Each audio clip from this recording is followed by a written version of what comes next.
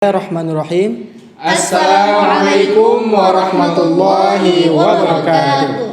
Kami dari kelompok 6, yaitu dengan mata kuliah Filsafat Ilmu Komunikasi, izin memperkenalkan diri. Perkenalkan, nama saya Woli Ihsan Fauzi dan di sebelah saya ada Nur Syamsi Nasrum dan Hamzan Nawawi.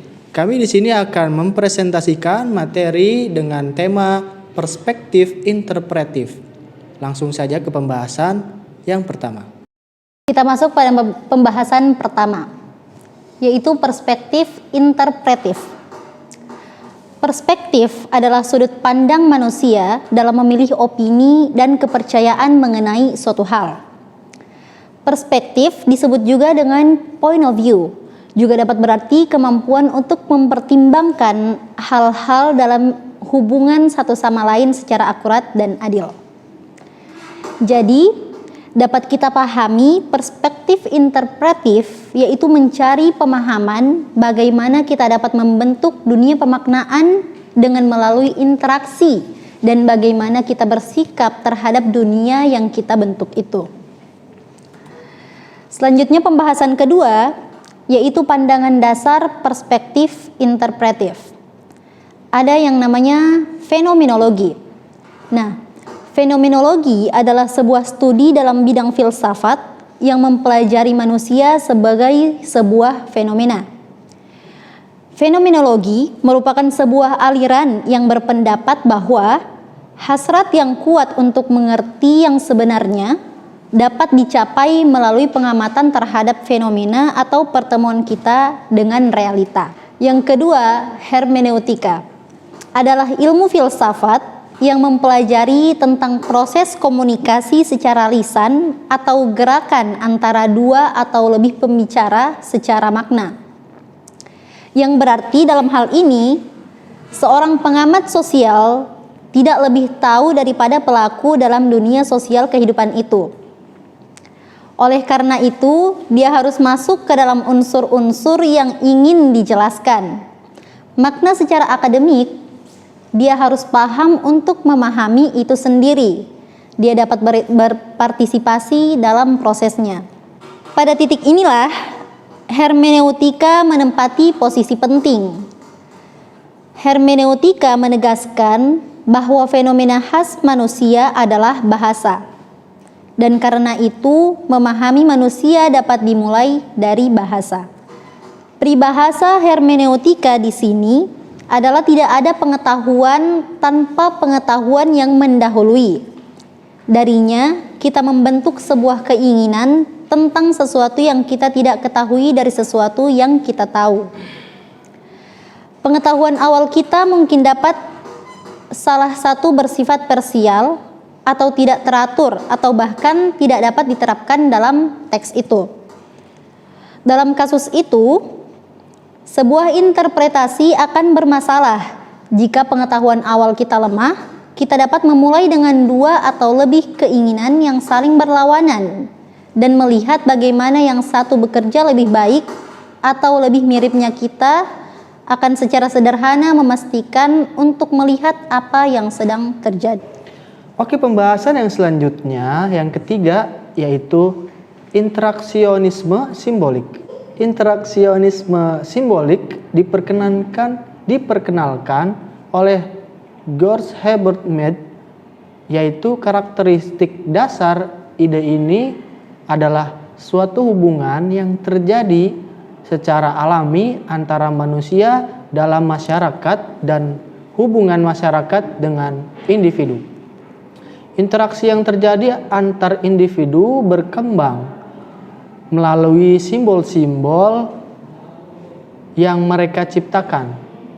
Interaksi simbolik juga berkaitan dengan gerak tubuh antara lain, yaitu suara atau vokal, gerakan fisik, dan ekspresi tubuh, yang semuanya mempunyai maksud dan tujuan disebut dengan simbol.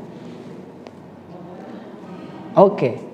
Teori interaksionisme simbolik berorientasi pada prinsip bahwa orang-orang merespon makna yang mereka bangun sejauh mereka berinteraksi satu sama lain.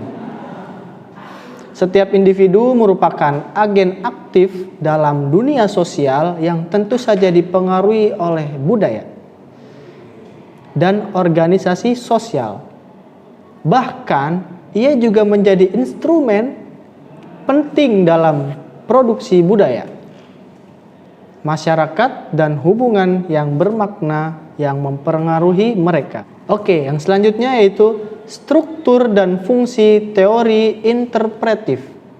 Nah, ada beberapa struktur. Yang pertama yaitu teori interpretif umum adalah kepercayaan bahwa kita mengkonstruksi dunia kita secara sosial lewat interaksi komunikatif, yaitu tindakan untuk mencapai pemahaman timbal balik. Nah, yang selanjutnya grounded theory, yaitu penolakan keunggulan ilmiah dari struktur sosial yang dahulu dan percaya bahwa makna yang sebenarnya muncul dari interaksi. Baik, kita lanjut kepada pembahasan yang selanjutnya, yaitu komunikasi dalam perspektif interpretif. Dalam hal ini terdapat beberapa bagian. Yang pertama yaitu etnografi komunikasi. Definisi dari etnografi komunikasi itu sendiri adalah secara sederhananya pengkajian peranan bahasa dalam perilaku komunikasi suatu masyarakat, yaitu cara-cara bagaimana bahasa dipergunakan dalam masyarakat yang berbeda-beda, dari masyarakat A, masyarakat B.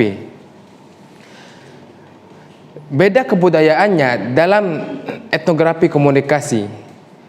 Nah, ini merupakan penjelasan dari Kodjaraningrat dalam Kuswarno dan bukunya. Komunikasi etnografi merupakan pengembangan penelitian etnografi yang digagas oleh Gary Philipson, mengemukakan 4 asumsi komunikasi etnografi. Yang pertama yaitu peneliti, atau lazim disebut dengan partisipan. Dalam sebuah komunikasi budaya lokal menciptakan pengertian bersama secara per kelompok dengan yang sedang dipahaminya. Yang kedua adalah para komunikator dalam kelompok budaya harus berada dalam suatu sistem komunikasi yang sama. Yang ketiga, dari penelitian Gary Philipson adalah pengertian dan tindakan sifatnya itu khusus bagi masing-masing kelompok budaya. Yang keempat adalah setiap kelompok dianggap memiliki cara-cara tersendiri untuk memahami kode dan tindakan yang tertentu. Setelah itu, merujuk pada pemikiran Donald Corbox, seorang etnografer komunikasi, penelitiannya diarahkan untuk menemukan identitas bersama, pemahaman bersama mengenai sebuah aksi dan ucapan kelompok budaya, dan untuk menelusuri kontradiksi dari kelompok tersebut.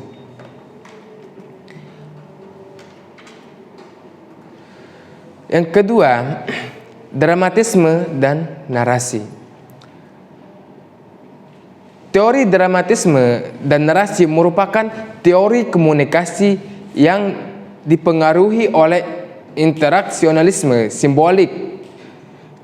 Teori dramatisme dan narasi memusatkan pada diri peristiwa penggunaan simbol komunikasi dramatisme, memandang manusia sebagai aktor di atas panggung metaforis yang sedang memainkan peran mereka itu sendiri. Komunikasi atau penggunaan pesan dianggap sebagai perilaku yang menghadirkan sebuah cerita tertentu. Teori narasi memakai pesan atau proses komunikasi sebagai sebuah proses penceritaan dengan struktur-struktur yang tertentu.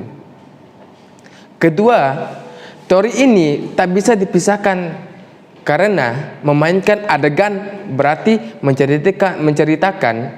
menceritakan kisah secara terus-menerus atau secara beruntun. Sebaliknya, menceritakan kisah secara beruntun atau secara terus-menerus berarti sedang menampilkan adegan dari aktor-aktor tertentu. Komunikasi dalam bentuk apapun itu merupakan suatu cara untuk berbagi cerita, berbagi keluh kesah, berbagi bagaimana pola kehidupan kita. Kebanyakan cerita kelihatannya sangat penting untuk dibagikan. Pembagian cerita ini mungkin merupakan fungsi utama dari sebuah cerita. Cerita juga dengan demikian adalah alat untuk mengkomunikasikan bagaimana peranan kita dalam kehidupan. Pembagian cerita merupakan hal yang mengubah manusia menjadi makhluk komunikatif. Dalam kegiatan pertukaran cerita ke sana kemari demi kepentingan interaksi atau inspeksi. Kesepakatan atau ketidaksepakatan dalam sebuah cerita, kita terlibat dalam sebuah aktivitas yang menjadikan diri kita anggota suatu masyarakat.